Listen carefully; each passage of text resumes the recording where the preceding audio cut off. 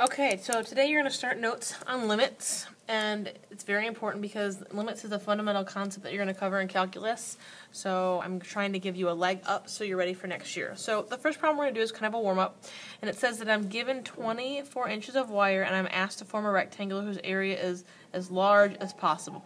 Determine the dimensions of the rectangle that will produce the maximum area.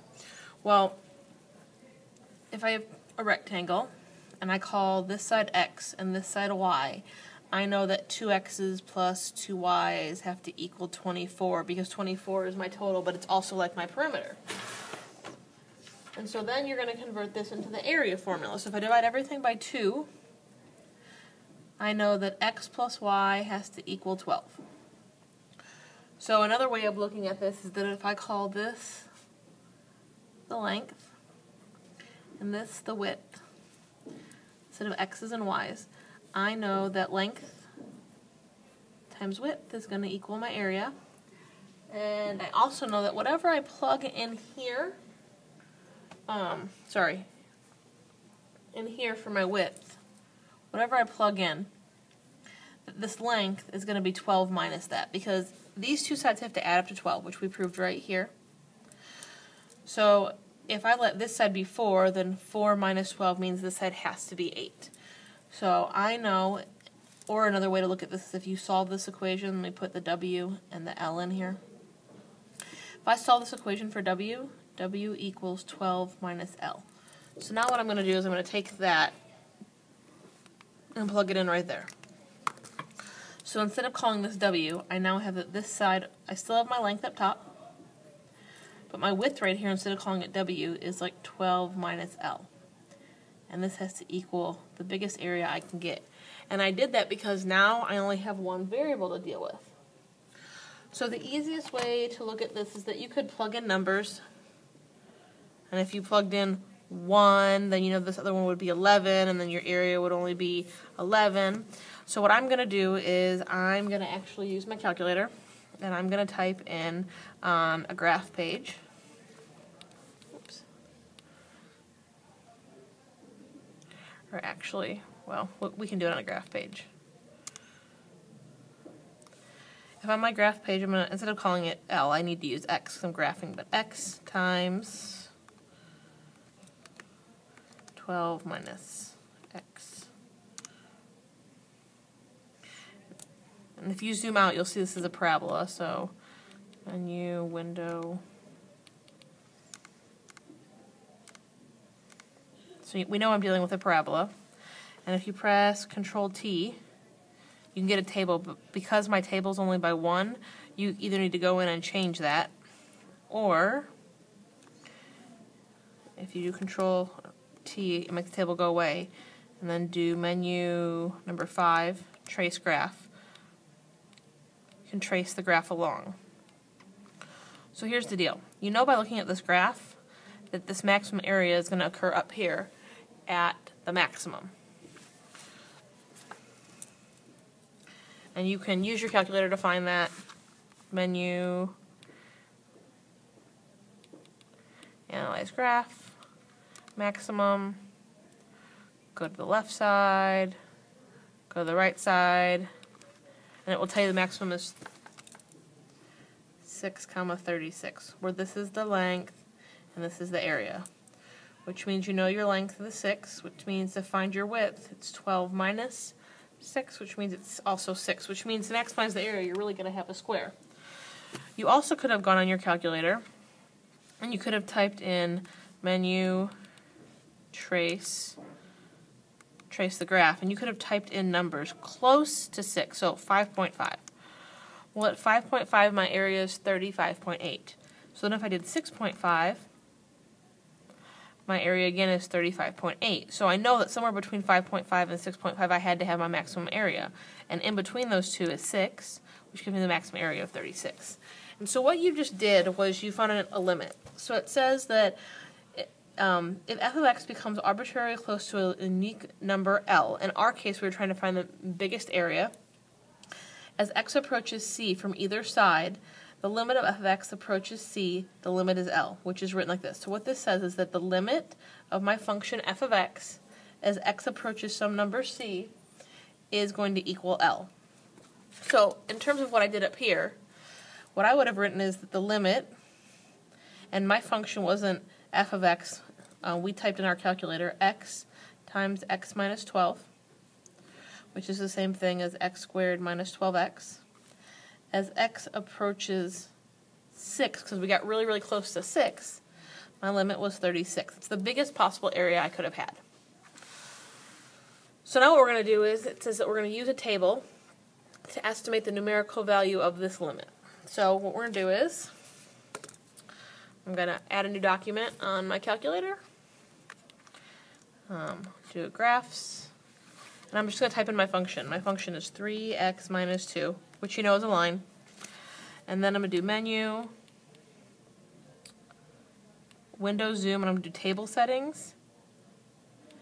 And it says right here that the x scale is auto. I actually want to change it to 0.01.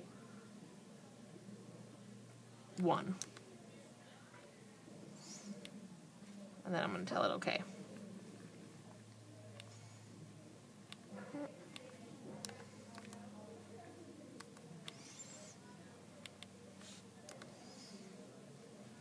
.01. See if it likes that better. Apparently it does not like that. Okay, so we're going to change. Let it do what it wants. It's okay. We're still going to use a table. Oh, yeah.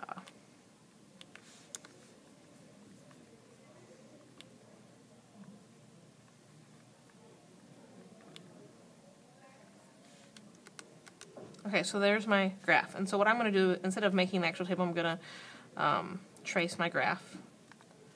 Oops, sorry, number 4, and then menu, and then trace graph. And so it says in the problem that x is going to approach 2. So what I'm going to do on my paper is I'm going to make a table.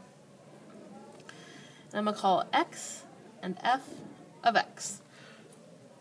So things that are really, really close to 2 are like 1.9. So I'm going to type in my calculator screen 1.9, enter. And it tells me at 1.9 my graph is at 3.7. And then I'm going to try 1.99 because that's a little bit closer to 2. And at 1.99 I'm at 3.97. So then I'm going to try 1.999, which is even closer to 2. And the calculator is going to default and tell you 4. Which is because it's rounding, but we're going to put a parentheses around here. So I got really, really close to 2, but I did it from going up this way towards it, like this. So now I'm going to come down. Oh, sorry. I went this way up the graph. Kind of moving this way, I went closer and closer to 2. So now I'm going to go this way across the graph, so I'm going to use things just barely bigger than 2. So I'm going to make a table again. And instead of typing 2, I'm going to do 2.1. 2.1. Well, at 2.1, your graph says it's at 4.3. 2.01, which is even closer, 2.01 is 4.03. 2.001, it's going to default and round and tell you 4. 2.001. It's about 4. So what you just did is, if I graph this really quick, we know that I had a y-intercept of 2 and a slope of 1, 2, 3 over 1, and then 1, 2, 3 over 1. So this is your line. So let me use some colors real quick. For this top table, up here in blue, what you did was you moved in this direction across the graph, or moved up the line in this direction towards this value. And then on this part of the table that you made, you moved across the graph this way or this way until you got to right here, which is your value of 2, 4. So we use a table to estimate the fact that as x gets really close to 2 in this function, my graph goes towards the number 4. So now I'm going to do the same thing with the next function. So I'm just going to, add a new page, add a graph, and I'm going to type my function x over the square root of x plus 1, and make sure you go outside the square root and do your minus 1. So there's your function. And make my table. I always do 2 so I can keep them straight. So this says x is going to approach 0. So first thing I'm going to do is I'm going to approach 0, but I'm going to approach it from what we would call the left side of the number line, or like the negatives. So I'm going to type in negative 0.9. So menu, 5, and so I'm going to do negative 0.9. At negative 0.9, it tells me my graph is 1.32. So let's try negative 0.99, something even closer to 0. Negative 0.99, I'm at 1.1. Negative 0.999, negative 0.999, 1.03. So as you look at these numbers, they're getting closer and closer to 1. So as I plug in numbers that are really close to 0, I'm getting closer and closer to 1. But that's only from this left side of my equation over here. So now we need to check the right side if we're moving along the graph this way.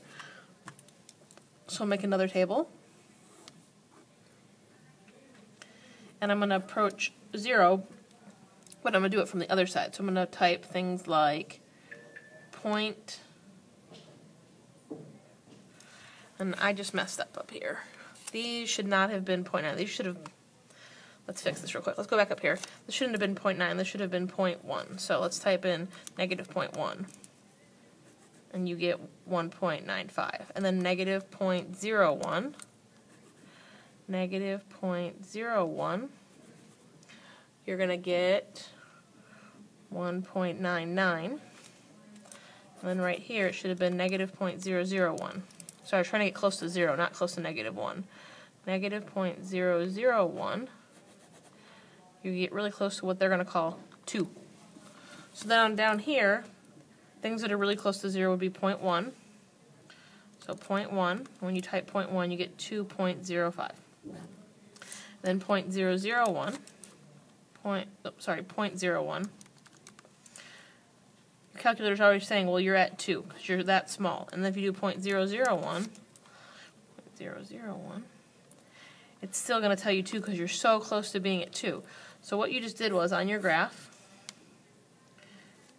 as you move closer to 0 this way, right here on this piece, you're getting close to the number 2. And as you move along it this way, you're getting really close to the number 2, which means the limit as x approaches 0 of x over the square root of x plus 1 minus 1 is equal to 2.